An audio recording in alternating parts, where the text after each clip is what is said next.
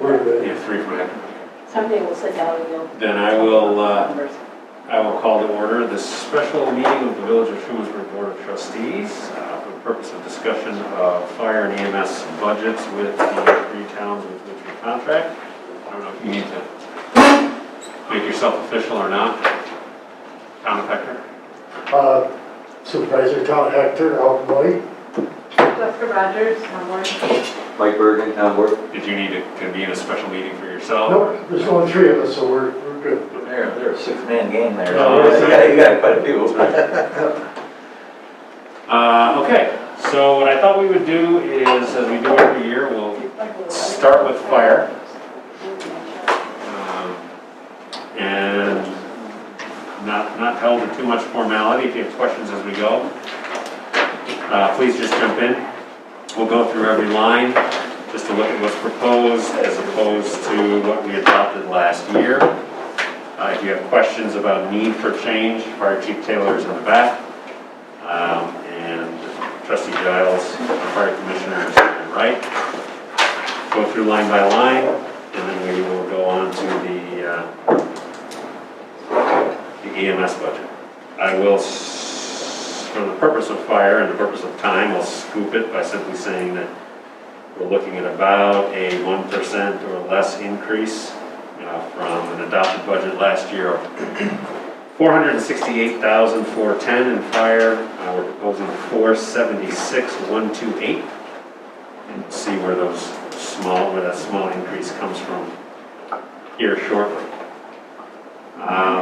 And again, please jump in. This is not meant to be as boring as it could be.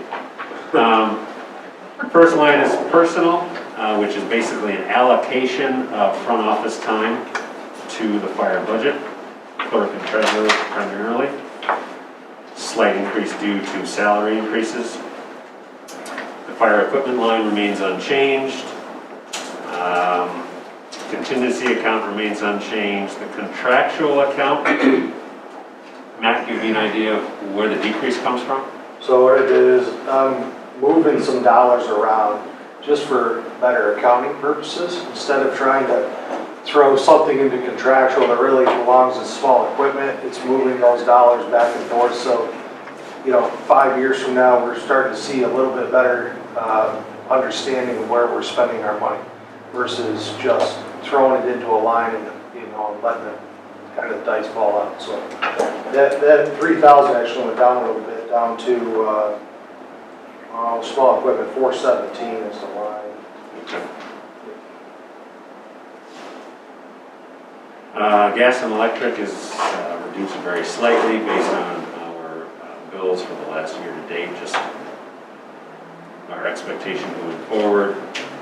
Training, Matt, give me an idea of what So we seldom spend all the money in training, so that's some of the money going back.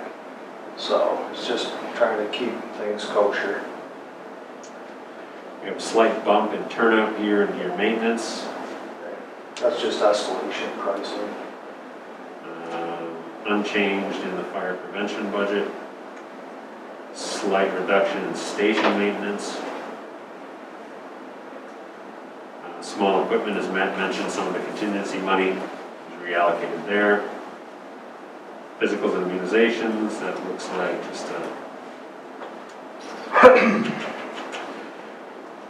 let's see, that's based on actual spend through the end of May 21. No change in vehicle repair, no change in insurance. Workers' comp reduction, that's rare but nice. Office supplies, slight reduction. Fuel, slight reduction. But that holds. Telephones, essentially unchanged. Hose, ladder, pump, and SCBA is a bump. Yeah, well, fuel is down through the year end. It's been up since. So I guess we're gonna. Probably just fewer trips, higher price with fewer trips. Gotta take our chances. Yeah. Well, your nose is jumping off the plank there. Yeah, it wasn't so much fewer trips, Nancy. If you think about, so this is based on our village budget year, so from June to May of 20 into 21. Fuel prices were relatively low at the end of 20. So we've seen an increase certainly in second and third quarter of 21. And we'll just, like I said, cross our fingers and take our chances. Hose ladder pump SCBA is based on actual spend. Pager radio gear repair is unchanged. Legal is unchanged. Retirement allocations, these are again from the front office staff, their time allocation to the fire budget. It's a calculation based on salary and a formula that New York State gives us. Lease principal, so this is a big one. Lease principal has been reduced by about $60,000 because the ladder truck lease is up, or has been paid. So we've dropped one lease, and we still have a lease on the pumper, I believe. We are increasing by $25,000, and this was pre-planned. There is a capital replacement cycle worksheet, which I had shared last year. I don't know if we have it for you now. We can certainly provide it, which shows replacement cycles in terms of our planned timing. And is this working? No, I had it turned on, sorry. So we're actually moving in the direction of fire apparatus reserve line being $175,000, but we're going to ease into that number. That's probably 2 to 3 years out. And the timing was planned to coincide with the first lease being paid off, so we don't see a giant budget bump. Firehouse building reserve is unchanged. Fire radio reserve is unchanged. And then fire equipment, and I'll let Chief Taylor speak to this. This is another one that is going to see an incremental increase over the next 3 to 5 years, and we're going to stagger into it as these leases get paid off. I'll let Matt speak to what's in that line. So fire equipment line reserve is basically in about 2 years we're going to be replacing the heavy rescue. It's 2001, it'll be about 23 years old when the new one finally hits the front door. And with that, we're planning on replacing the jaws of life, per se.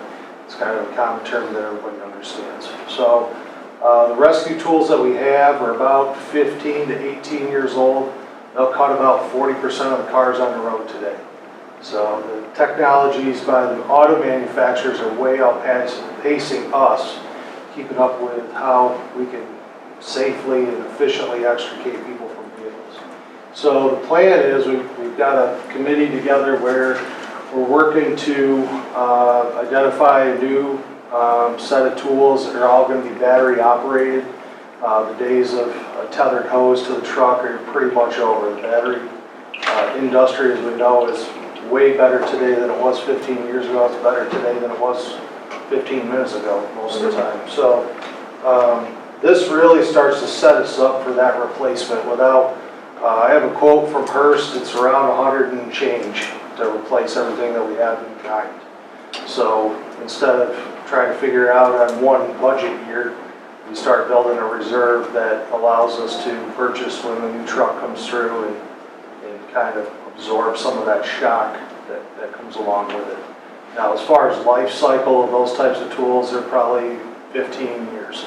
So it's not a 5-year replacement plan on something like this. It'll probably go somewhere about 15 to 20 years, right with the next truck that comes in behind the current one that we would buy in a couple of years. So you're going to replace them about the same pace as you replace a truck.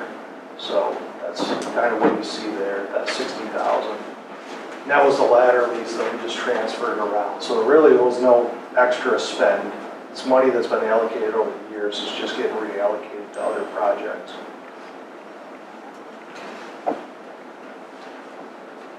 Thank you, Chief Taylor. So any questions for either the board or for Chief Taylor, please? Just say, good job. You keep it under 2%. I think it's a good job. And increasing your reserves and stuff, so. Stuff keeps getting Well, it says Breaking, 2%. getting through it. Yeah, it's 1.6. Can't control it. It's 1.6.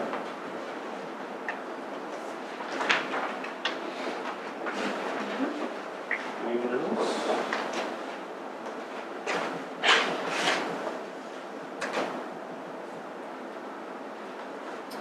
So is there, so if you said your goal for the fire apparatus was 175, this 25,000 is just the first chunk? in Yeah, there? I'm pulling up the capital replacement.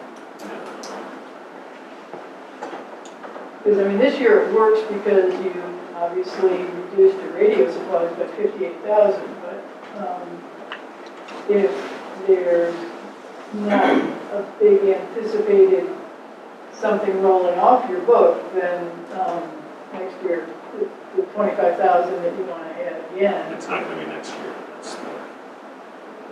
That's the,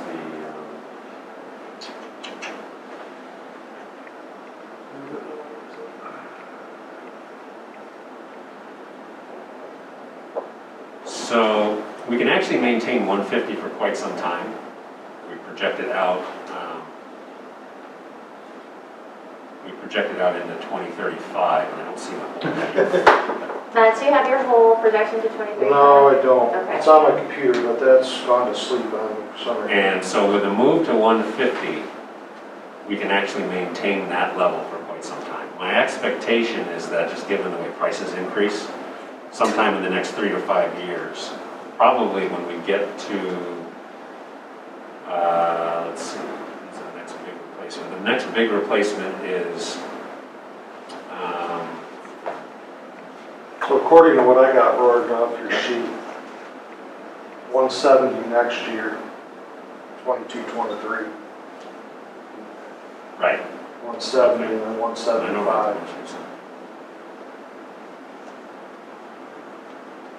But it's based on a expectation of a major expense for one of the vehicles, as I recall. But can you speak to that? Do you have that information in front of you? Yeah, so we're anticipating a $710,000 purchase with a new rescue in 23-24 budget. And then it starts building back from there. Then the next big purchase, let's see here, is 810,000. That's in 28-29. Right, so that was my point, is as we get to, so it's 2021, 22, as we get towards 24, 25, it's very likely we'll be looking at that piece of equipment 3 years out and finding out that it's a lot more expensive, just based on where we're seeing the cost escalate. So my expectation is that sometime in the next, say, 3 years to be safe, we'll want to bump to 170 and 175 in the fire apparatus line, which should coincide with the lease. When does the lease fall off on the pumper truck? 2023. So we'll have some room there when the current last lease falls off to use that to bump the apparatus in there. And then also, all things projected, and not making promises, because one doesn't know 15 years from now, but it wasn't expected to reach an increase higher than that. It was, can you speak to that? That it stays static, because once we got to the level of where you would be safely able to replace equipment in an efficient way and an economical way, instead of relying heavily on expensive leases, that it plateaus. But to stagger it, as Ruth said. So it's not 50,000 in 1 year. I mean, the leases actually worked out really well in our favor just because interest rates have been so low. If we had the opportunity to do it again, I think we probably would. It's nice to have that option, and not to be stuck. But to be safe, I'd rather be able to buy them outright. Because we don't know what financing will look like in 7 years.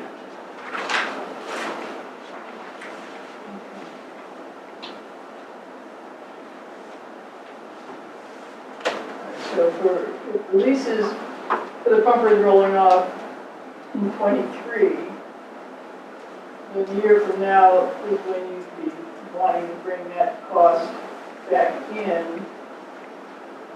to add to your, to get too closer to your 175. Either then or in the 24 budget.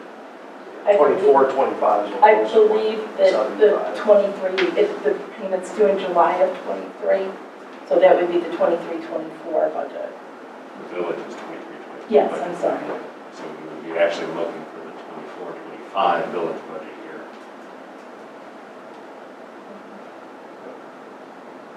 Two years. Which, don't want to be cavalier, is my problem, but still nice to know sort of what the freight train coming down the track is looking like. Yeah, to give you some insight, Nancy, 23-24 budget, which is next year's budget, that's when it stays at 175. That's last year, the ladder lease, 33,398 is what we have there. Or the mini pumper. 24-25, it goes to 175, but the lease drops off.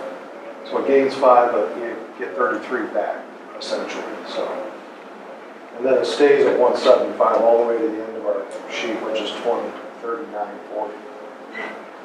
I probably won't see that budget. So.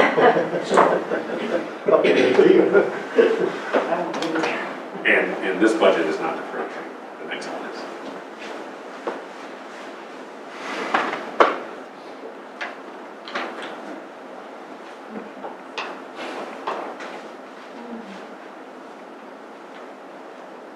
Any other questions on fire? No. 20-minute fire budget, huh? I like it. We keep the things down, that's. All right. Thanks, Chief Taylor. Fire, John, we keep the costs down. Okay, on to everybody's favorite department, Now we're talking. Yeah, now we get down to one. So, before we crawl into the numbers, two items. One is the village budget year ending May of this year, May of 21, was our third consecutive year where our village, or the EMS budget, was over budget by a significant amount. 3 years ago it was over budget by $112,895. 2 years ago it was over budget by $62,875. And this year ending May 31, it was over budget by $78,216. So that was after many, many years of not having had that problem. All of that due entirely to payroll. We had a couple of long-term disabilities, which led to a lot of overtime. The other piece is the show and tell. This is something that John Carver put together one weekend in his free time. So thank you, Ben. And what it does is, we see call numbers. You all see your call numbers for the town. And numbers on paper are great, but the visual impact of this, I think, is significant. And part of the reason I'm showing you is not so much, for the towns, because there's anything we can do about it necessarily. But this is going to increasingly become part of the conversations that we're all trying to have with state legislators and others. The dark outline, obviously, are the various ambulance districts. You can't see the village. It's very, very small in that little cluster of yellow. Then, of course, there's Ulysses, Hector, Mac, and Coburn. All of the orange kind of Google geolocation pins outside of the district are mutual aid calls that we are picking up. That one furthest to the north, 21 miles, that one, I believe, was a transport to Strong. So the ambulance was out of service for about 4 hours. You will see a couple of calls in the Watkins, Montour Fall area, and you'll see 6 or so in the greater Ithaca area. These are calls fiscal year June to May 31 of 2021. I will tell you that there have been at least twice that many calls in the greater city of Ithaca area since this summer. Almost all of them entirely related to bangs assisting IPD on various types of calls. We are staging for bangs to cover them at least once a week, usually here, but often down at CMC. The call will come in as Trumansburg Ambulance Stage at 101 Dates Drive. And that's just because bangs is now stretched to the south into the Slaterville, Caroline area more and more. as well as how busy they are in the city. So this is just kind of, you know, you've heard my spiel, you've heard my soapbox before. This is just a visual representation of what Trumansburg EMS has become regionally. I don't have an answer for how do we make, how do we put some kind of a fence around this. I don't know what the answer to that is. I don't know if we can. But that's just so everyone in the room is aware of what we're dealing with. And a lot of that speaks to payroll and overtime as well. If we have 2 or 3 employees out for 6 or 7 months and their coverage is overtime, and we're picking up these additional calls, then you get the drift. Fortunately, I will say, fortunately, Bangs has, in the same time frame, June 1 to May 31 of 21, Bangs was up here for a first call only one time. They were up here for second calls several times. That's to be expected. What is the second call? Second call would be if our ambulance was on a call and then there was another emergency call. Now what I don't have, and I don't know if Ben has this, what I don't have in terms of information is those times when Bangs had to come into our district for the second call, was our first call in district, or was it one of these way out of district calls that took us away for hours? I don't have that information. I think logically it's the answer is probably have. I got a question, because some of those look like they're into the Hector district. Is that because we're advanced EMS or not? Or is that just a regular call? Because some of them look like they'd be into the Hector Fire District where they're volunteer ambulance. I'm just curious. Which calls? The ones that, Up by Burnett, across from the ones right across from the Trumansburg, if you go over to Seneca Lake The what? and the Mecklenburg, most of those would be kind of the Hector. There's about, I'm going to say 8 of them or 9. I'm just curious because, of course, I know Hector's getting called a lot to come prescribe their ambulance too. That would be something for Ben to dig out by address. Yeah, I'm just curious. Or was it because you needed advanced life support and Skyler was tied up somewhere else, so Trumansburg's the only one with the advance? So these data points are pretty high level. So the information that goes into this is call location and call time. And I try to strip it as much as possible of all personal data. So I don't have anything other than that. But I could look, if you're genuinely curious, I'd be happy to look and sort of see how much of that is ALS intercept and how much is, I was just kind of curious. I know that Hector gets blown out a lot to Skyler too now. Yeah. So they really only have one ambulance, I think, that runs there. It's like you say, it's an issue that's bigger than just this. I get the overall, shift in the service pattern and the need for state support. But what would happen if you said you weren't available for these calls? So that's something that we're investigating, and I think I've mentioned this in our last sort of group meeting, that at this point, mutual aid contracts are required by state law, and at this point, mutual aid contracts are essentially when we're called, we go. So we're looking into it with with Brad Pinsky, who's like the EMS acquired lawyer, to see to what degree we have leeway there.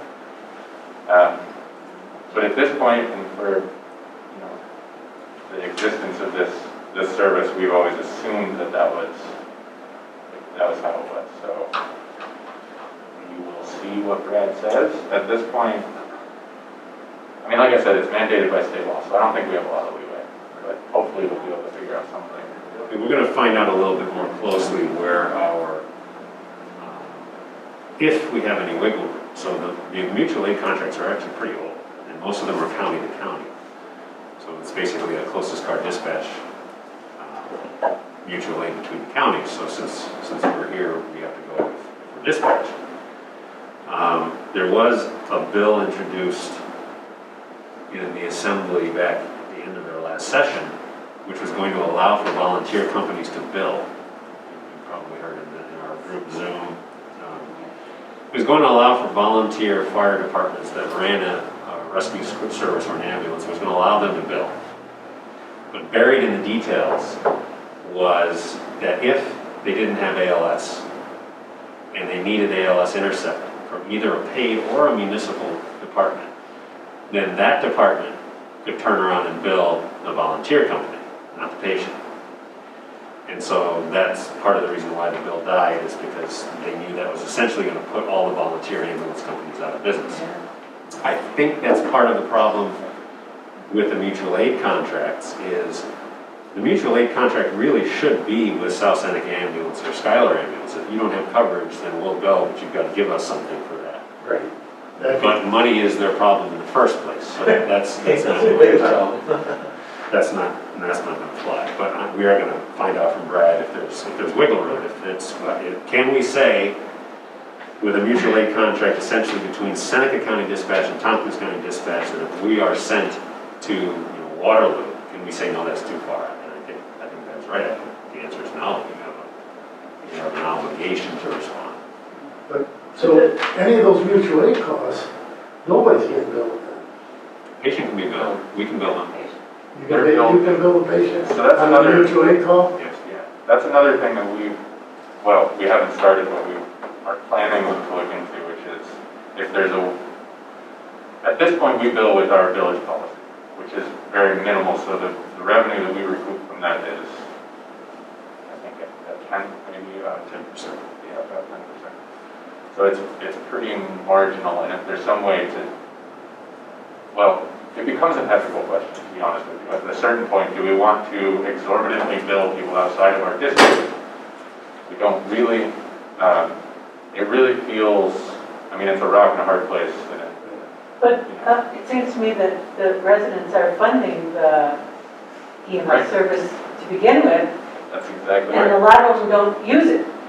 Yeah. So, I don't see a problem in charging more for That is the strongest argument for predatory billing. Yeah. And I'm not philosophically opposed to that. But when we went to billing in 2010 or 11, that was a huge concern. We want to make sure that we're providing frontline emergency services wherever it may be needed. So that's a big debate that we'll have to have. Well, I mean, Thought in there. when Ulysses, we were late to the game on charging fees for service because we had real concerns about what financial impact that would have on people with limited resources.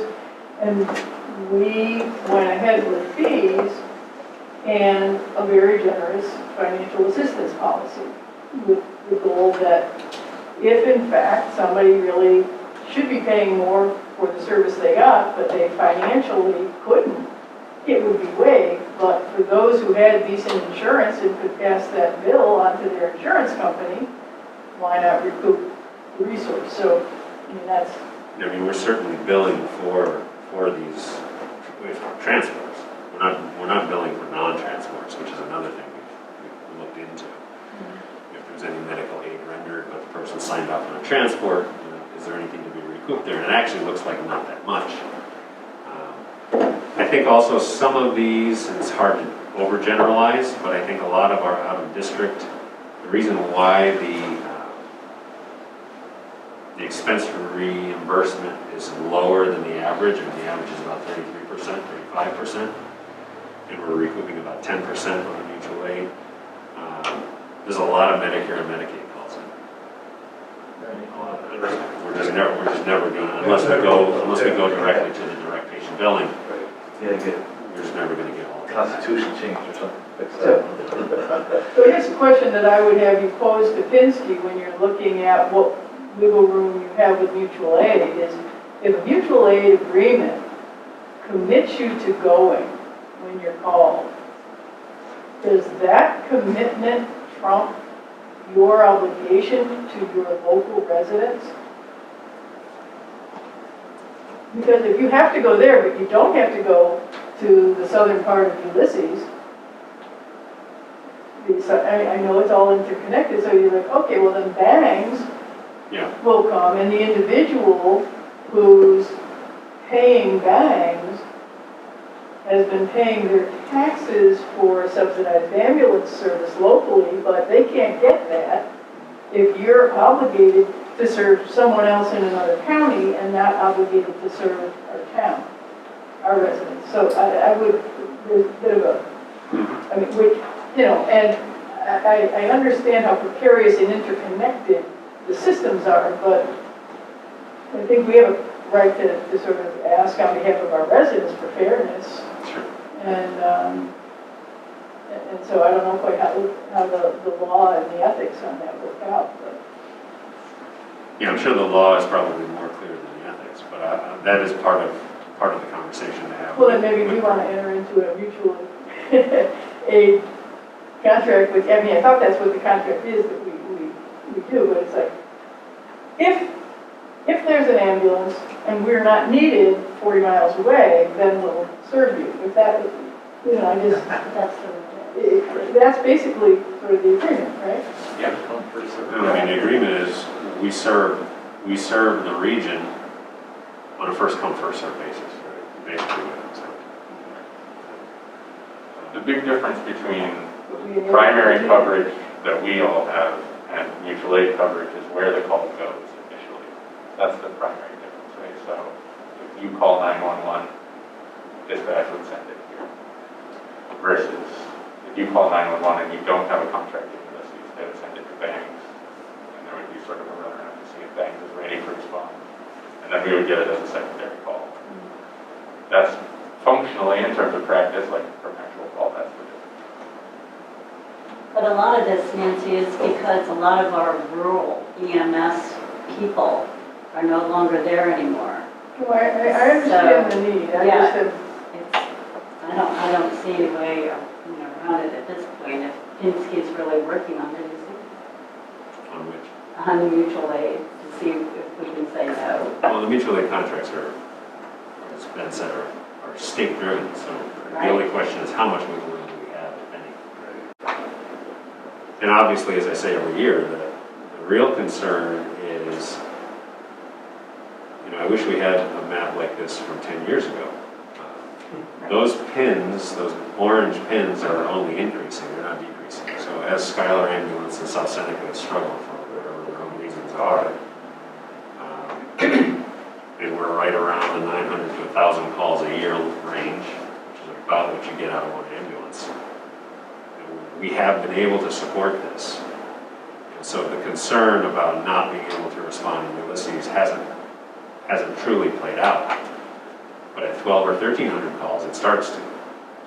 And so at what point do we have to start looking at that second crew on a more full-time basis? Well, and it's really, just to tack on and echo what everyone's saying, it's really building the case for state support, the case for federal support, the case for all of that. Because I get that the need is there. I just, I mean, obviously, I don't know if it's true in your budget, but in our budget, this is the single largest share of what our taxpayers pay. And so that's why we're particularly concerned about it. And when you get to whatever the next section is about the cost sharing method, I have real concerns about that from the beginning, because the nature of the relationship sounds like I know Ben was good at including people, but it seemed like, how would you, if we're going to torture you with increased prices, what method would you like? But it actually wasn't even a choice. And I guess I'm confused because when we met in February, I think I asked directly whether you were really going to implement a property-based value method of charging, and I started this year, and I thought the answer was no. And so I was surprised, as were our other board members who couldn't be here, to see that we're shifting. So You're talking about fire now again. I'm talking about fire, yeah. I mean, you know, just overall, the fiscal impact on our budget is just a lot. So we had 43% of the calls, and we're being charged 49% of the cost for fire in 2022. And so, A, I thought we said it wasn't happening this year. B, I don't know whether we really, so the question was, what should the tweaking of the formula be, but not whether that was a good idea. I don't know whether people really, I mean, maybe everybody else is happy with it. I assume the village residents are thrilled with your creativity in approaching this by shoving the costs off to other municipalities that have higher property value than you. I mean, it's perfect advocacy for your village residents. It's just at our expense, and we wouldn't have chosen that approach. It seems like we have no choice. Well, we continue to be at your mercy. Where is, Vicki, where is last year's contract? I mean, I can tell you, our fee, if you're looking for it, because every Just year on we'll fire. get the numbers, we have to then recalculate because we put in our last year's number, which was this year, 200,000, 222, 783 is the amount of this year's contract.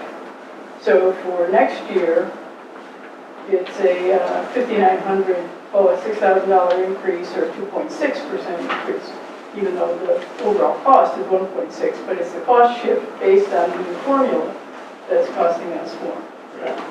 Vicki, where in the Dropbox is last year's contract? It would be under the 21-22 budget. If you go to the one that says general water sewer, you can look at the EMS contract, EMS and fire contract.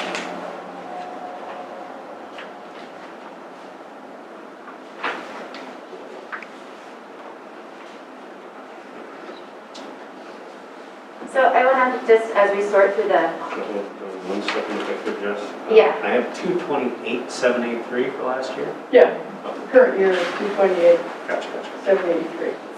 I just want to say one thing about, and then definitely digging into the specific numbers, but I'm really hearing words that are, I think, important to acknowledge.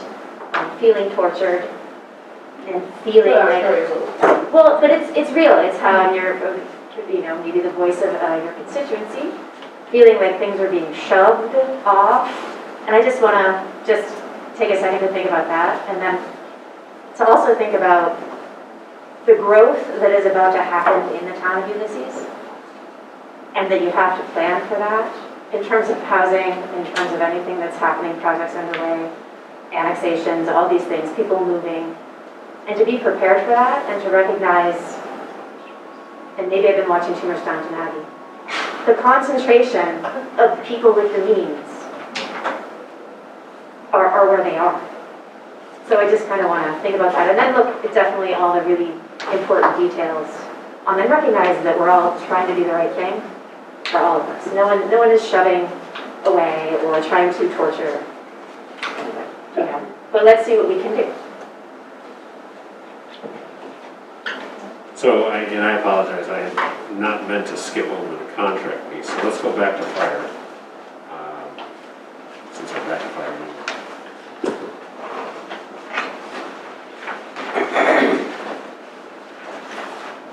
The 20% column under the 5-year phased approach is what is being proposed for this year. It is a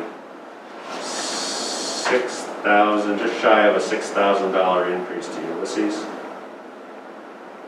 A better than $7,000 increase to Covert.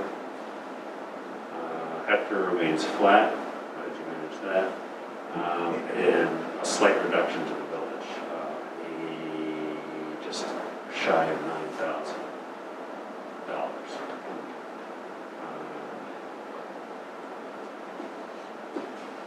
And so, yes, I acknowledge that $6,000 is not nothing. Oh, if that were the only increase we had in our budget, I'd be thrilled. But It's 10% to me, it's a significant chunk. That's a good job for us. I'll take some heat on this probably, so. Yeah, So I guess let's, I mean, maybe I I'm sure I was remiss during this process, but you're telling us that you are, the only way in which you'll offer the service is on a cost-sharing plan for fire that is tied to a property line. Which I assume then is, of course, the direction you're going with EMS, once you sort of. I wouldn't tie those two together. We'll talk about EMS when we get to EMS. So That's a mess in and of itself. So it's a board decision. I think, me personally, I think that the conceptually, so again, yes, we're all in this together, but, and the but is, my nightmare scenario for fire and EMS is, and I've said this before, my nightmare scenario for fire and EMS is that someday, some village board gets elected that decides they're gonna build a wall. And we're not gonna offer services outside the village because we don't have to. And because I see all of the calls that come in, I would hate to be, I would just hate to be in that situation where a service is not being rendered across an imaginary town or county line. So if we leave the nightmare scenario off the table for a moment and say, okay, we are going to continue to offer services beyond the village's borders, what is the most equitable way to village taxpayers, which is who we have the fiduciary responsibility to, as you all do to your town taxpayers. And the model that when Ben was fire commissioner and Chief Taylor had come up with, which looks at what is the village's actual costs if no fire truck rolls out of the building, is, in my mind, fair and equitable.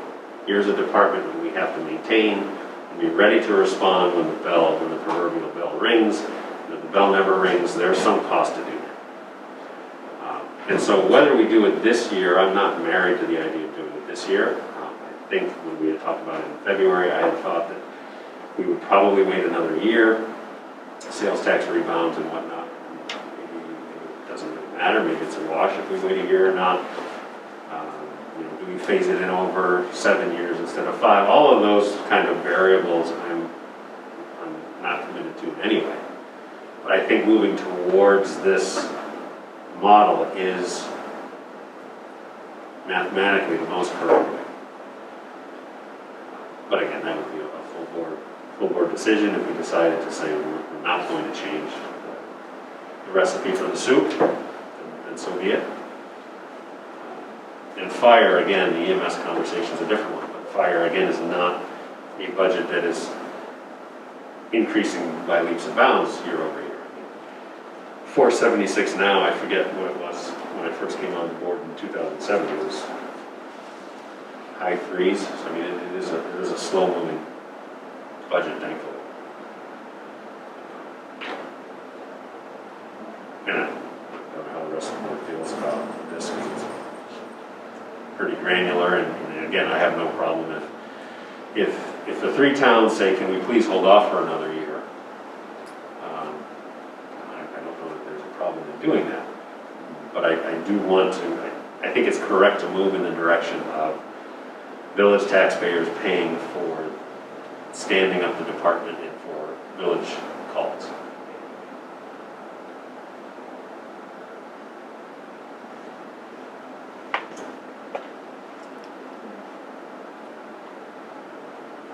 I'm gonna stay out of this one, since I don't have an impact either way. So, Somehow you skated, I don't know. yeah, so, Wait till next year. well, even then, Yeah, I would like to wait till next year, but, I don't know.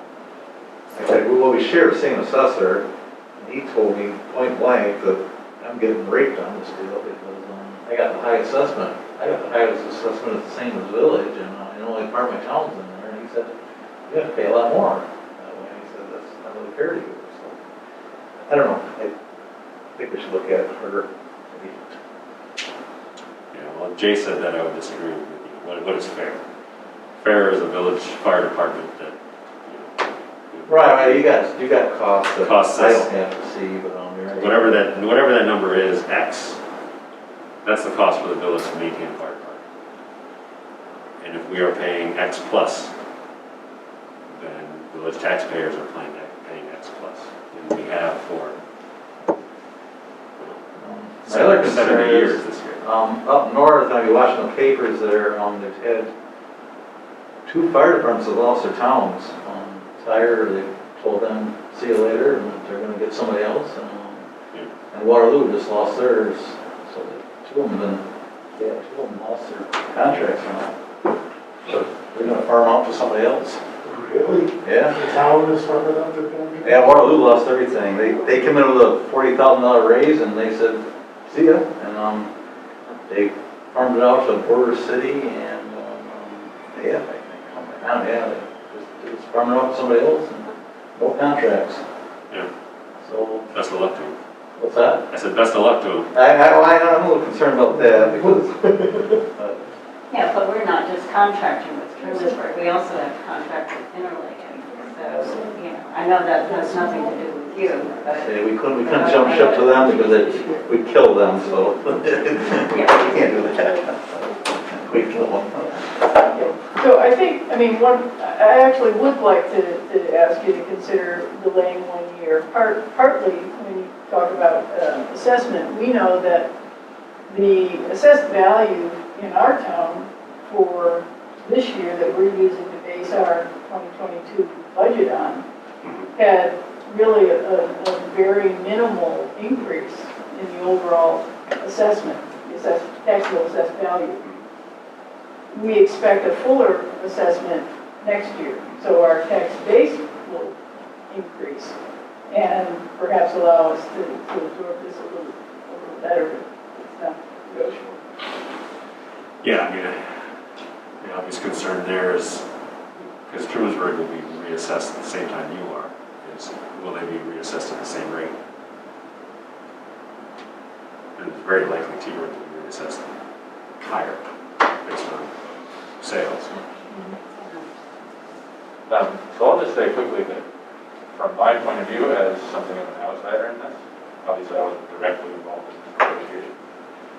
From my perspective, the goal is to, 1, assume that we are in this together, 2, to work together. So this is not necessarily us saying this is how it is. I think this meeting has every year been a negotiation of sorts. It's never, this is the end all be all. There's always edits that come out of this. So I hope that that isn't seen as the goal. But also I think, from my perspective, Ben did a really good job of saying we would like to stabilize these rates, especially in terms of fire and EMS. Just a different game, but especially in terms of fire with such a reliable and steady rate. And as Gordon said, it's a sort of slow-moving thing. There's no reason that our costs to taxpayers should be fluctuating the way they are. And that's really just a function of the 3-year rolling average system. So the goal in my mind is to come up with a more reliable and equitable system, which I believe was what we all sort of entered into together. So if you don't feel like that's what we arrived at, I think it's reasonable to reassess. But I think we should go into it clear-eyed. The system is, there was hours put into this, and it's hard to do. But I do think that we should start with the agreement that that's sort of what our priorities are. This is not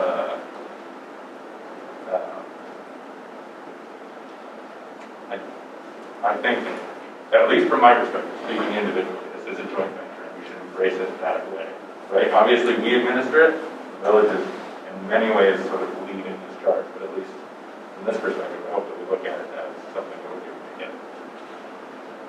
Well, I think that I agree that was the intent going in, and I think we are forced to look at the numbers we have in front of us and the reality we have in front of us. But I think my intent going into it was to come up with a calculation that would be fair and equitable, kind of regardless of how things broke down, regardless of who had more assessed value, who had more calls. When you look at how a department runs, there's, and I can't remember the breakdown, it's 75-25 essentially of how much of that is based on actually getting called for calls and how much of it needs to be paid regardless for training, for the building, for equipment. And when you think of it that way, then you have to start thinking, well, okay, so then you're kind of overpaying or underpaying one way or the other if it's just purely based on the calls. And so that's more so honestly, that was the intent. Going in was to try and sort out how do we think about a budget where call volume is only a quarter of what goes into the budget. And when we base it just off of that, then we're kind of at the whim of who got the most calls that year, even though that's not really how it aligns with our bottom line and how the budget actually breaks down. So that was the intent, and the reason to bring up the assessment value is because that's kind of the thing we're protecting is the land, is the building, is the assessed value. And if we were all one municipality, we'd be paying it out of property tax anyhow, so it kind of fits that bill as well. And then we take that call part, that part that really directly goes to cost when a call comes in, and we split that piece out by the calls. The rest of it stays, based on the assessment just to keep the lights on. So that was the intent. And like I said, it's hard to, how that plays out, we look at it and we go, there's going to be winners and losers, because there always is whenever we change the formula. And that's hard to ignore. It's sitting there looking at you in the face, but the intent behind it was to have an equitable kind of logical model that really tracks the actual cost of the fire department. No, I get that, and I appreciate the work that was done on it. It just,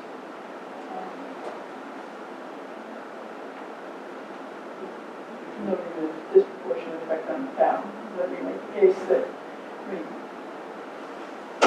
we have more valuable property to protect, perhaps. We have a fair amount of farmland that doesn't require the amount of public service that, we are both fortunate and plagued by those very wealthy homes along the lake. But we're not quite ready to go to the fireboat on that left, okay. And to Ben Carver's point, I recall a meeting, it was probably 4 years ago now at this point. 4 or 5 years, Alan, you might remember. But there was some real concern over the volatility in the calling price. And I think it was when there was a huge jump at hectare, I forget what the circumstances were. It can be very. Yeah, and that was kind of the real genesis for how do we make this, because we're going to have this conversation again in about 15 minutes on EMS. I would just assume, regardless of what the numbers actually are, or what the breakdown actually is, I would love to have some type of predictability and dependability on year-over-year increases. We just assume things are going to get more expensive over time, just like health insurance. 5% a year is not as good as 3% a year. But I take 5% a year forever over 5, 3, 13, 9, and so this model I think works as well as any. We don't have payroll in fire, thank God. This model works as well as any in terms of how to equitably distribute that. But I will. When do we send out the contracts actually? I generally do it in like October. So at our meeting next on the 13th, we can discuss as a board whether we want to hold off a year on the new formula, which will give us time to recalculate if we choose to hold off. It'll give us time to recalculate, send those out to the towns before sending the contracts. I'm happy to have that. Happy to have that discussion as a board on our end. I would just add for my take in, I don't oversee either one of these departments with regards to fire, any EMS for that matter. In the time I've been here, I don't think, no one's ever really liked the math in terms of, it means you have to pay more. Two, I know the time Ben put into this, I know he bounced a lot of stuff off us. I know Ben is pretty meticulous person when it comes to how he looks at things, how he analyzes things, how he reaches very data-driven conclusions, which we might not always like the results of what the data tells us, but usually it's a fairly accurate story. I certainly would say in the interest of negotiations that starting from a place of torture and rape seems very difficult piece to begin negotiations. Hopefully you don't really feel that that's what's happening here, because knowing the person that looked at this data, that came up with this strategy, that worked on this, that would be the furthest thing from their intent. And I apologize, I mean, just, looking at the very, very, very preliminary budget of what we're sort of looking at for next year and knowing sort of, I mean, yeah, this year, this amount, no, but I mean, it just, it makes us, it will grow to a place where, and so I apologize to you, Ben, because certainly, I know you weren't sitting there trying to figure out how to be mean.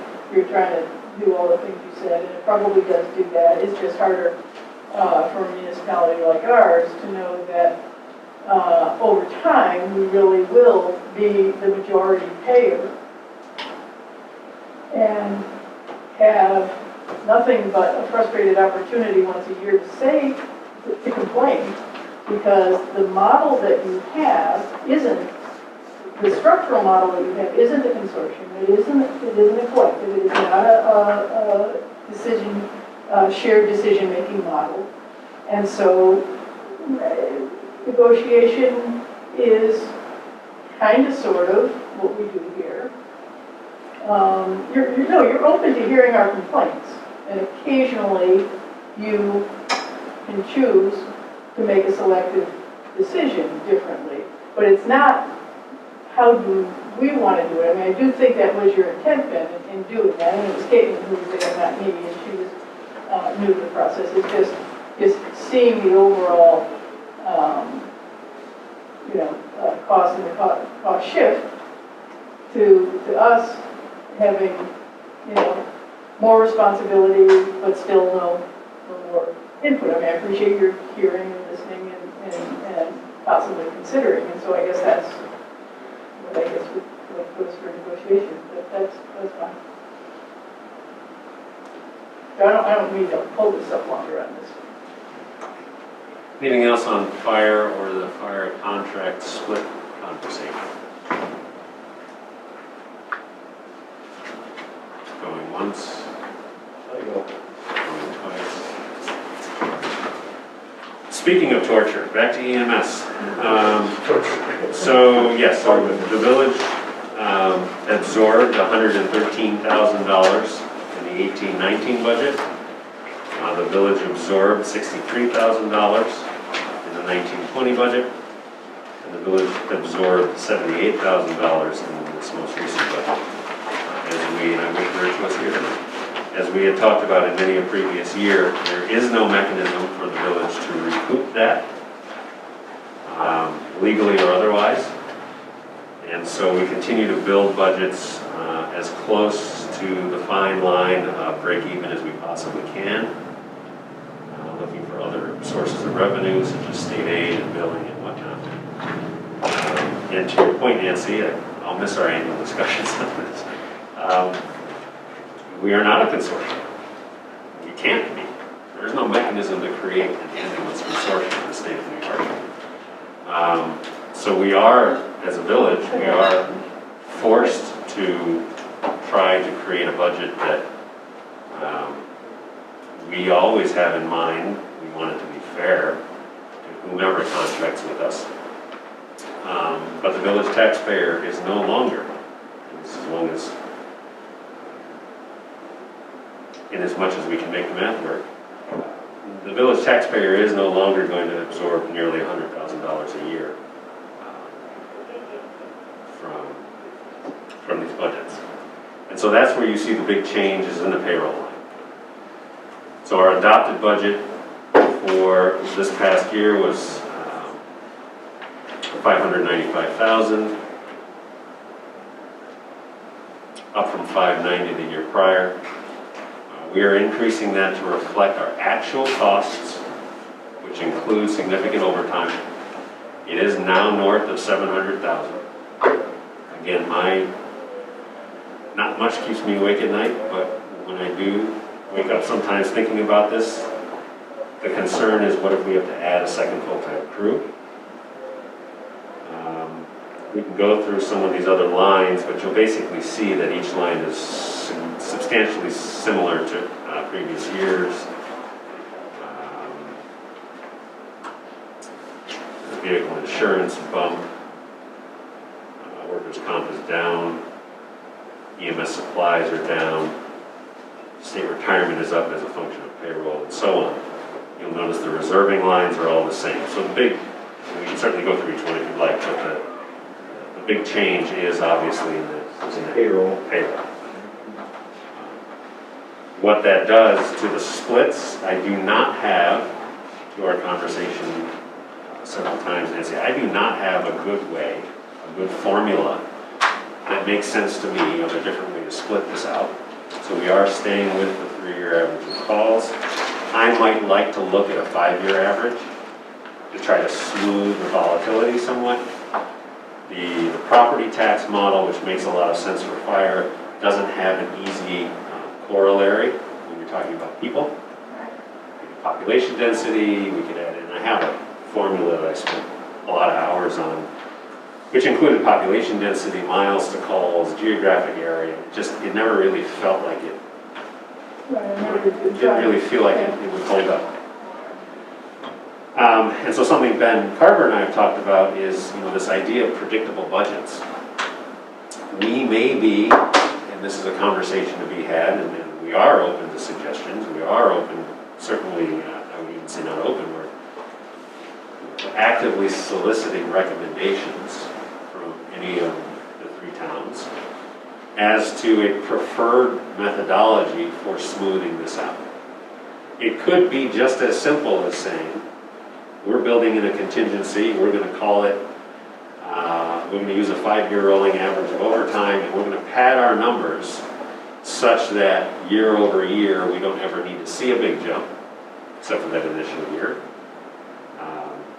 And then talk to the three of you about, do you want long-term contracts? Do you want a 3-year contract? Do you want a 5-year contract where you lock in rates? But we will have built enough cushion into the contract itself so that if the village has a $100,000 overage one year, it's absorbed by the overall math of that pricing. Short of that, I don't have, because as I said, I've spent a lot of time trying to come up with a formula as ingenious as the fire formula, and it doesn't, couldn't find it. So we've sort of taken a baby step in that direction by padding the payroll line with actual overtime costs. So if we just look at kind of your traditional, here's your staffing, here's their pay scale, here's their vacation time, and we assume that everyone takes vacation and that whoever covers for them is on overtime. That's traditionally how we've built the budget. And that is not anything close to what's happened in the last 3 years. Completely unavoidable in the sense that we have a couple of long-term disabilities, as I mentioned. So maybe this is a baby step in that direction of trying to create something that is just closer to a flat number of some kind. But again, we are more than willing, more than open to any other suggestions that anyone might have as a better way to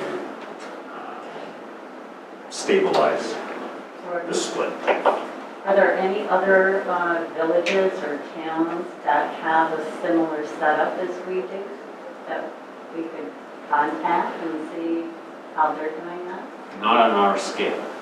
Not on our. Village of Dryden has 3 ambulances. They added a 3rd full-time crew this year.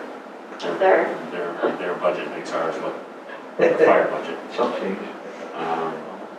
And some of the kind of Onondaga County agencies have something similar, but the big one up there, which is really kind of taking over the entire area, is a public-private partnership. So they have a private side and then they have a municipal side. So it's not really the same animal. But they also have, I think, 11,000 calls a year to our 1,000. So we're unique enough because of where the calls are and the numbers are fairly stable. They're not going up by 20% a year, the calls. They're creeping up because of other agencies' issues. calls in the region aren't really changing. You're not having more people dial 911, it's just where are those calls going. Urban centers are a completely different animal.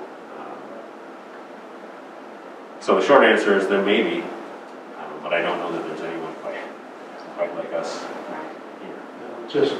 Just for probably my information, the volatility that you're seeing in our district, we have one district goes up 30,000 in the ambulance versus the other one that hardly changed at all.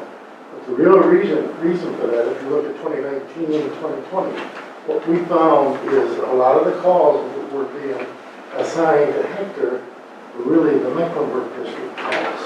It's probably 2-to-1 ratio more, more reclaiming. Now that we're being much more closer, paying much more closer attention to who's getting charged for that call. And that's what's causing some of that switch. Because you went from I think Hector got 30 calls this past year and 64 in Mecklenburg compared to the previous year was 73-33. And that was because of the, how it was getting tagged to who it was being assigned to, whether it was being the Hector district or my Mecklenburg district. We kind of work on it every month with Chris, and he's getting better. I know he's working on it very diligently, trying to get that. Well, and if you look at these last 3 years, if you combine just Hector and Mecklenburg calls, you're right around 100, plus or minus.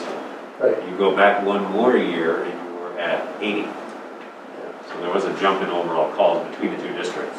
Probably the first year was kind of a guess, though. We took what we had, year's worth of data and was trying to guess what we thought it would be when we had the Mecklenburg district.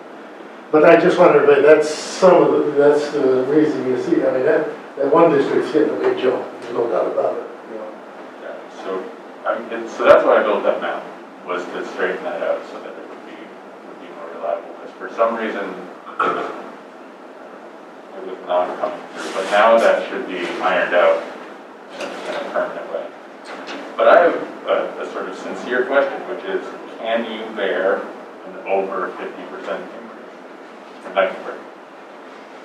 Because that's what you're looking at. I mean, that's 56%. Do I have an option? No, I mean, if we're gonna think about how to do this equitably and how to sort of iron out volatility, then a 56% increase, to me, is sort of a good place to start the conversation. If there's a way to iron that out, then I would be interested in hearing how to do it. I mean, like Gordon pointed out, we spent many, many hours and many months trying to come up with an equation that made this work, and what ended up happening was exactly what you all think would happen, which is that the village's cost went way down, and everyone else has jumped through the roof. Right? Any other calculation. But I think in terms of ideas, I mean, Mecklenburg this year is a good case for reasons that this should be ironed out if there's a way to do so. Of course, hopefully what will happen is my revenues will catch up, because as the revenues are getting assigned differently, they'll slowly pick up the back districts. But again, it's a small percentage of your cost. Yeah. Right? I mean, and the village's costs for this are going up 25%, over 25%. I average my revenues, the last year, I think I spent around 40,000. I got about 40,000 this year. One possibility, and obviously don't have to answer tonight, but something to think about from the town's perspective is we've had contentious conversations in the past where the idea was, well, what if we just don't contract with you? What if we go away? So I'm coming at it from the other side, which is similar to fire and saying, okay, what would it take to staff a department and if the call never came in? I'm beginning to look at, because the formula idea didn't pan out, I'm beginning to look at what would it cost for the village to run an EMS service just for the village. So if we didn't have any contractees or we didn't want to contract, and we said, we're only going to serve the village boundaries, what that would actually look like. Staffing would be a little different. We would want the ALS, but would we be able to have a volunteer driver here or there? I don't even know what that would actually look like. But if we come up with a number, let's say it's 400,000 or let's say it's 350, we're at 335 now. If that number for the village is actually 350, would it make sense for the towns to say, we want you to construct the differential and split it in some fashion with enough cushion built in so that we can plan on a 5% year-over-year increase for the next 3 to 5 years? Again, trying to smooth volatility. Would you have a preference as to how that split is done? Do you want to use calls? Is it a 3-year average or is it a 5-year average? Do you want a population density component in there? Do you want a miles, geographical miles of coverage area component in there? Because as I step away from the formula that I was working on, this thought again comes to me of, fast forward, let's say it's none of us in this room, but let's say there was a meeting some year where all the towns walked away and said, people can drive their relatives to the hospital. I doubt that would happen, but. Or vice versa, as I've always said, the concern for me is some village board gets elected someday that says, to heck with our neighbors, we're just going to revert back to our own borders. In that scenario, whichever reason forced that to happen, the village would have a cost. And it is a known, we just have to calculate. And then everything over and above that is 100% a cost of service to contracting towns. It does also answer the question that I've pondered for years of, what if another municipality comes in and says, we want to contract with you now? What does that do to this arrangement? What if that means staffing the next ambulance? Well, we know what the village's costs are, so if you're asking for something that's over and above that, you have to open the checkbook. I mean, it changes the dynamics of the conversation if we go in that direction. But again, I'm open to feedback, suggestions, ideas as to how that might work, and whether or not you think it would be helpful at all in your long-term budget plan.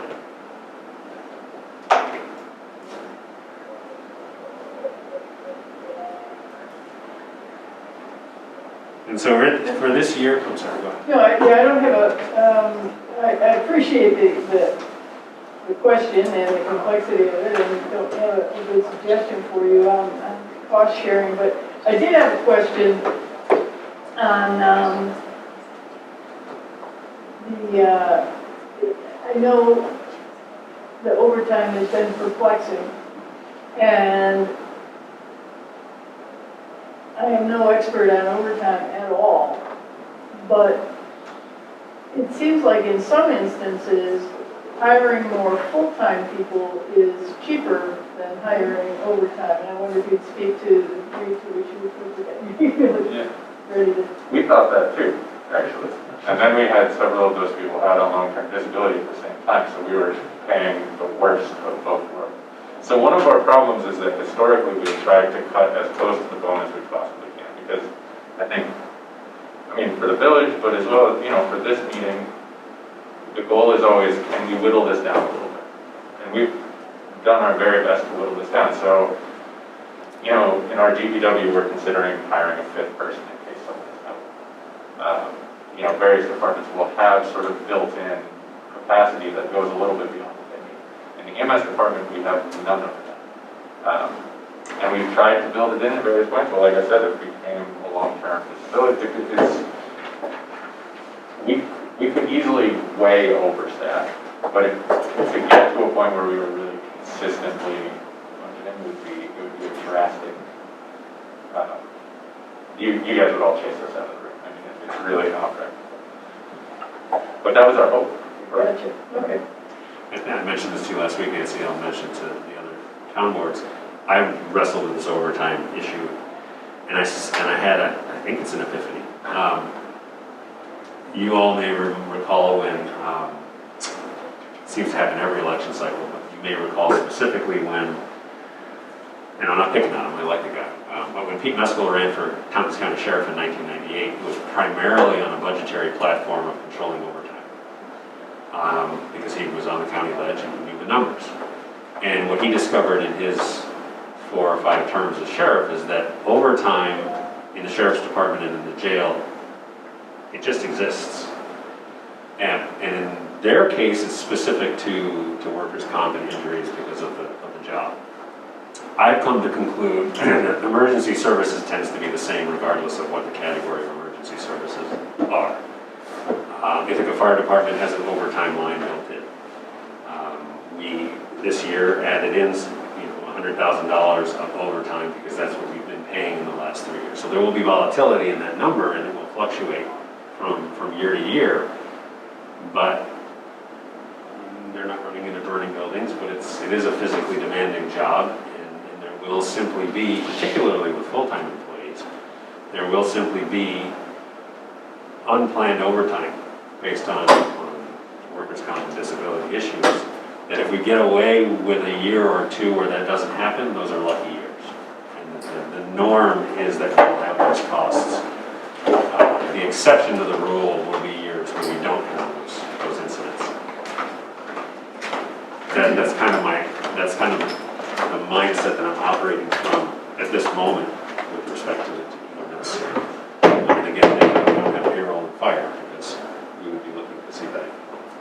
I think for EMS, I would like to look maybe over a 5-year period, just to see, down the road, to see what it looks, does it even it out a little bit, Because you're right, the longer term, that probably you wouldn't get quite as much. I mean, so I like the way that Rory framed this, but the way that I was framing it in terms of if this is a collective, this is the moment where we can help Mecklenburg avoid a 50%. And moving to a 5-year, something like that, could be one way to approach it. If this is, if this is that kind of situation, if this is sort of, anything other than that, but that I would be open to that, certainly. Yeah. But I should note that, like I said, the village is also going up to 25%. Or our increase is also drastic. So anything that benefits you will also likely benefit us. So at the outset, it's important that we recognize it. I don't know how to handle it. To me, it's an important framing device because the debate is always like, to be frank, the debate is always, why are you screwing us? And I feel like we always do our best to not do that, to be sort of upholding it, but because of the way it's framed, it's sort of difficult. So my hope is that by thinking of it in this way, we can maybe move the needle a little bit on that discussion. But I don't know where to go with it unless there's ideas, outside. Well, at the very least, Vicki, can you do a 5-year average tomorrow? At the very least, we can look at what the 5-year average number would look like. See if it smooths it out a little bit. But if they were being built in the wrong town, it's not going to really fix the problem of that part. I mean, they changed around because they weren't being billed correctly to Hector and that. So the 5-year average will lower it down, but it's not going to fix it because it was initially wrong to start. It'll smooth the curve. It'll smooth the curve, so you're not seeing that 1 year, that big jump. It'll phase it out. Eventually, it'll get there. It'll only hurt one town. It hurts every time. I would like to see that 5-year average. Yeah, let's see what it looks like, just to see what it. And I do actually want to clarify one point because I'm, the neophyte trustee. Ben, you did collaborate with the other municipalities and get some feedback in giving that 5-year approach, right? You didn't do this in isolation and room, like. For fire, you're talking about? Yeah. For fire, sorry. For fire. Yeah, I think we had 2 or 3 different Zoom calls. We talked about it here. So we have a mechanism if something like that, a collaboration, having more data if needed, there's be used for EMS. You want to reopen that conversation? No, or for EMS, Or like for to EMS, collaborate, to come up with, right? we're not, again, that notion of being not transparent, being in isolation, shoving things off, like let's find a way that's not death by committee, but a way to make sure that other ideas are gathered. I did say death by committee, yeah. Well, and I think to that point, and I'm really talking to Colbert and Hector, we need to have some feedback from you about what to do when, not if, we end up taking a whole hell of a lot more calls from Skylar Ambulance in South Seneca. You do not have a mechanism, I'm not picking on you as individuals, but as municipalities, you do not have a mechanism to make them better staff. It just doesn't exist. Not for the Skylar. And South Seneca, you know, they're doing a decent job of late, but we're taking a lot of calls in that direction.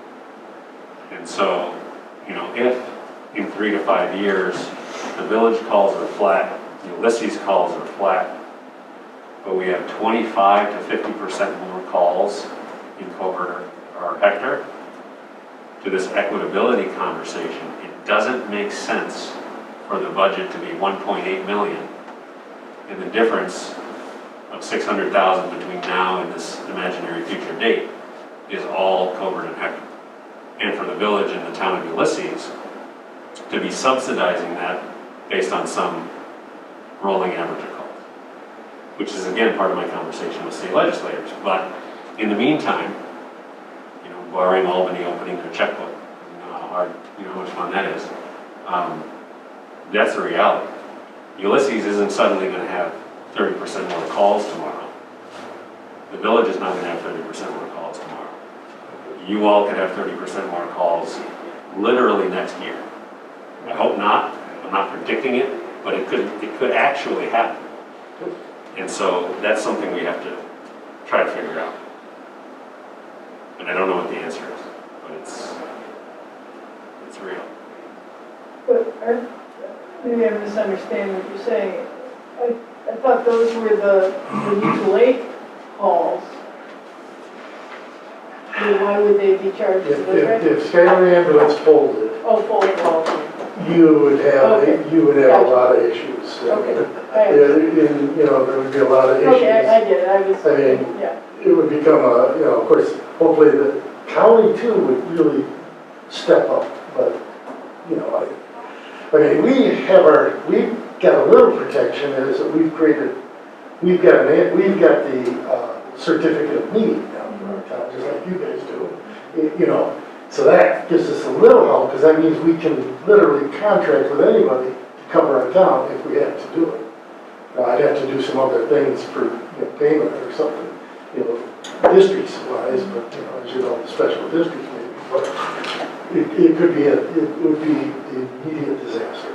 And that could happen. I get it, now, There'd be a lot of scrambling. There'd be a lot of scrambling.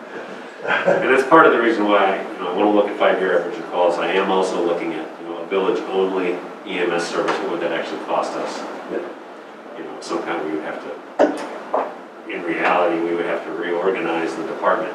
You know, Yeah, make it work. Make a lot of changes. But we could run an ALS crew out of this building or wherever, just for village residents, knowing that there would be holes in the schedule and banks would pick that up in the middle of the night kind of stuff. But basically, we could go back to 2000 to 2001 just for the village. That structure wouldn't work for the contracting towns, obviously. So again, to this kind of equitable, high-level overview conversation, it really comes back to what I said a minute ago, which is there's no mathematical possibility that Ulysses calls are going to increase by 30% in the next decade, really. But we'll pick on the next couple of years. Certainly not in the next couple of years. Same thing for the village. It could very certainly happen over or after. So rather than us getting to that point and creating a budget and slamming you with a bill and having the conversation of why are you doing this to us, I would just as soon have your municipalities ponder that unpleasant scenario and tell us what you might like us to do if that scenario materializes. Again, not for tonight, but something to think about. There could be things that could potentially work if you ever had to do it, you know, my thoughts. Using volunteer fire, you know, some of the stuff we have, like volunteer ambulance corps and our things, plus you could think about maybe storing the ambulance somewhere else and, you know, I don't know, you know. Well, the reality, Alvin, is that if you had volunteer ambulance services in those areas, we wouldn't be having this conversation. Well, we have one, well, it's basic life support. You know, the Hector, and like I said, they're running all over the county when they're getting called out to outside the district. It's quite a bit now. You know, so it's a scary, you know, but I'm just saying, there's things that maybe you could work on if you had to grow exponentially fast, and, you know, we had to run many more calls if like it was a large town or something. Well, the reality is, the EMS department our EMS department is a subset municipal department. Yeah, They I know. can't have volunteers in the EMS. No, I understand. So the reality is, if you called Ben or me tomorrow and said, guys, I just had 2 ambulance companies full, I need you to take these 2 giant sections, we would staff up. And it would be really, really expensive. We don't have a, you know, hey Matt, do you have a couple EMTs that can try to pick up? I understand, but you would try to help, you know, you would try to do what you could do. But like I said, that's a big problem with the state right now. The state has a problem and they've never addressed it on this EMS and how to properly take, I mean, volunteer ambulance corps they can only take donations. I can't even give them money for a contract.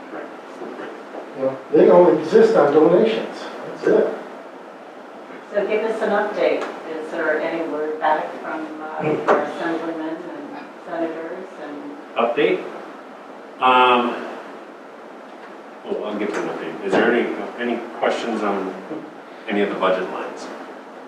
Just one last one, so if trying to build the overtime into the personal services so that it's a little more manageable. Yep. That's a jump for this year, for the upcoming year. Any clue about whether that would jump by another amount like that the following year? Or then your goal is to be able to say, okay, now that we've built in more for OT, the personal service line maybe should be going up 5% for, you know, raises and insurance and stuff like that, as opposed to having another big spike for you. Is that hard to predict? It's hard to predict, but that's certainly the idea, right? I mean, so this year we tried to match our actual expenditures, whereas, as Vernon pointed out, our actual expenses have outpaced what we had budgeted for a while. So at this point, hopefully we are on pace with action. So it should not be this way next year. I would be shocked if that happened. I mean, this really, no, I wouldn't expect that. But there is still call volume. I mean, that whole thing still exists, obviously, but in terms of just the basic budget number, no, that should be much more reliable with this method. I mean, the goal with the goal obviously with the payroll is stability, or something close to it. Okay, thanks. Anything else on the budget line numbers? We will get a 5-year average of calls calculated for everyone. If anyone does think of a budget line question, just interrupt me. So, assembly people. So after our, when was that Zoom call? June? We had 2,700 people on that Zoom call. So the only conversation I've had since Anna Kellis did arrange a meeting with herself, me, and Assemblyman Thiel, who is the chair of the Local Governments Committee, and Assemblyman Magnorelli, who is chair of the Transportation Committee, because he's an expert on chips, and I was pitching this whole chips discussion. And they were very, very interesting, both of them. Very friendly. They listened. I rambled, but they took it all in. This was 6 weeks ago now, so the world has changed since. But they said, you have 3 problems. Number 1, we need to know how much this actually costs. What is a subsidy a la chips? What does it cost? Number 2, you need to tell us how we would pay for that once we come up with a number. And number 3, again 6 weeks ago, number 3, even if we loved the idea and passed a bill, anything we pass that benefits a local municipality is DOA on the governor's desk. And that's word for word. Now, that's obviously changed. That was 6 weeks ago. We have a That's governor. Got new manager. We have a governor who was a town board member once, so she gets it. Upstate. And she's certainly upstate friendly. They mentioned in that meeting that there was a bill which was passed at the end of the last session, which they did not expect Governor Cuomo to sign, which was going to recalculate AIM distributions. And their suggestion was that if, then it was if. Now, if Governor Hochul signs it, their suggestion was that we lobby our local assembly folks to have the AIM recalculation include a municipal services component. So if AIM is going to include X, then it shouldn't simply be population-based, it should be population plus. The municipalities that have, an EMS, maybe they get more to help subsidize that service that's helping the population, that kind of stuff. Again, 6 weeks ago, so I don't know where that stands, where that bill stands. Was that the way AIM was calculated? It wasn't population based, I don't know what it was based on. The original AIM calculation was supposed to be a percentage of the state budget allocated to municipalities by population. And they went away from that 25 years ago. I was gonna say, that is not even close. It's not even close. And My town, I make less AIM money than, I'm the largest town in Scalar County, and I make a lot less AIM money than like Dick's and some of the other, so I don't know. I don't know what their calculation is. their calculation is arbitrary at this point. Yeah, Why I'd this say- bill, which is why this bill was passed. They want to come up with a formula that they'll actually follow now. Yeah. Who knows what they will. So that's one update.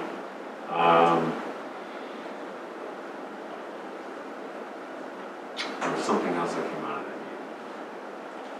Oh, this emergency, that was an our Zoom call, this health department task force to study rural EMS. It remains to be seen whether Governor Hochul will sign that. Yeah, that would be an interesting one. I haven't mentioned yet, we are planning to go out to RFP for our billing, probably in January. What's that? What's that? We are planning to go out to RFP for our billing services. I was just gonna We need to. We're not happy, or we just want to see if there's something else out there ask. No, you for the billing? How strongly do you say it? I will say that personally, I'm unhappy. I think as an agency, there's certainly something to be desired. So we would be looking for more than just a replication of what MedX offers, I would say. There are two other agencies, I know that Chris Fox couldn't be here tonight, but there are two other billing firms.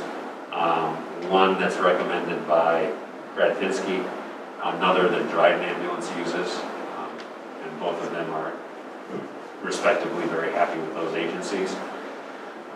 So there's three right there. If we can find a fourth or a fifth, great. I've been happy with them, they certainly, I have no issues with them, they've been very good. I don't know that there would be any obligation for the towns to switch. We're all billing independently. You have a relationship with MedX. Except for the time of your business. We do their billing. So we wouldn't have to switch. You have your own Because you can relationship. just send anything that's in our district right to MedX. You have your own relationships with MedX. We'll have to look at that. That's the same stuff, although I would encourage you to think of the role that MedX played in the difference between Hector and Mecklenburg, and why it wasn't them that solved that problem. When you think about, technical capacity and things like that. To me, that's one of the big problems I have with them. They lack any capacity really to address a problem like that. Yeah, I mean, they solve the problem, but, so that we get report, they break it out for me now. It's been solved. Initially, they had issues with that, but, I don't think that's accurate. I don't think well, we'll see.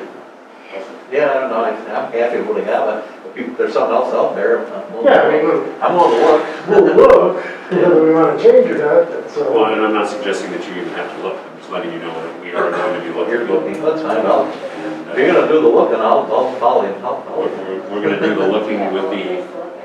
Right. Same here, look at it. See what they got to offer. So, well, yeah, since we're sort of side covering what you're doing, will the RFP be to just do for the village or the capacity of the volume? I mean, I'm not quite sure what the criteria are that you'll be asking people to weigh in on.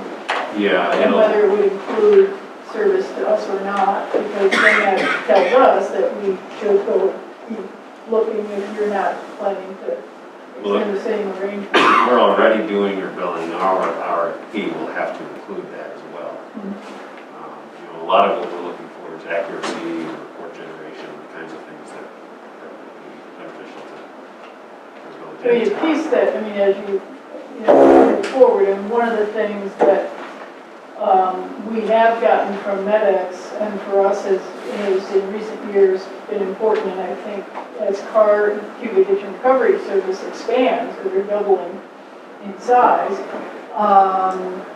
we have asked them to generate, custom reports for us about the number of calls you make and the kind of billing that comes in when they're responding to that agency. And I think, I'm hoping that we've gotten that a little bit better under control, but that's, the ability to do custom reports is, I guess, a feature. Well, I think the RFP is certainly something that we would share. I mean, I think in an ideal world, like, there's no certainty that we would switch either. We've heard rumors, we've heard reports that there are other services out there, but there's no guarantee that we would switch. And I think there is something to be said for each area using the same service. So I think we would certainly hope to include as much as you guys would be willing to be involved as we go forward, because that, to me, that's a fairly large benefit that we only have to interact with one company. So I think I just heard you. So have you already written the RFP? Is it out? No. Are you saying that as you draft it, might you run it by us and you could offer suggestions? Right, yeah, no, that's exactly it. My hope would be that it would be something that we could mutually agree on, because I really feel like that's a huge benefit. And if Chris was here, he would applaud loudly that if we're all using the same billing service, that would be really It's got to be easier. Yeah. It's just I know the amount of work it would be to change it. Because the banks, you got the bank set up, you got automatic transfers going on. Got all sorts of things tied into all. Well, one thing that's nice is now that we moved to EPCRs, it's all fairly automated. So I don't think it would be as big a deal as it would have been maybe 3 years ago, but it'll be a good look for sure. Okay. That's it. Any other questions, comments? I would be remiss after my negative Nancy start at the meeting to not publicly acknowledge, which I already told you, Gordon, when I got to see you the other day, that our family had an opportunity to be a customer for EMS and had really outstanding service. Chris happened to be responding to the call, and he and his colleague did a terrific job for my partner, so thank you. Maybe we'll pass that along. All right. No news on a building. Stay tuned. Working on it, stay tuned. Hopefully have something to share in the next few months. So remember, every year it goes up about $1 million in costs. Yeah. So the more you delay. Yeah, we're in the five-ish range right You just wait, I thought it was really just sort of good timing to wait for the infrastructure bill or whatever price comes down.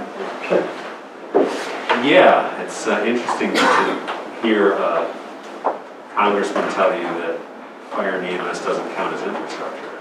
You build all those roads. Well, yeah, that's right, like mental health isn't health. Yeah, you build all those roads and you have a 12-car pileup, who's responding to that? But anyway, I digress. So you're gonna do the 5-year and shoot that out to us, and if we're like a year, what the recalculation would be? Yep. I think we'll probably do 4 and 5. Okay. Well, thank you, everybody. Thank you. We're going to stick around for a few minutes. We have the executive session meeting.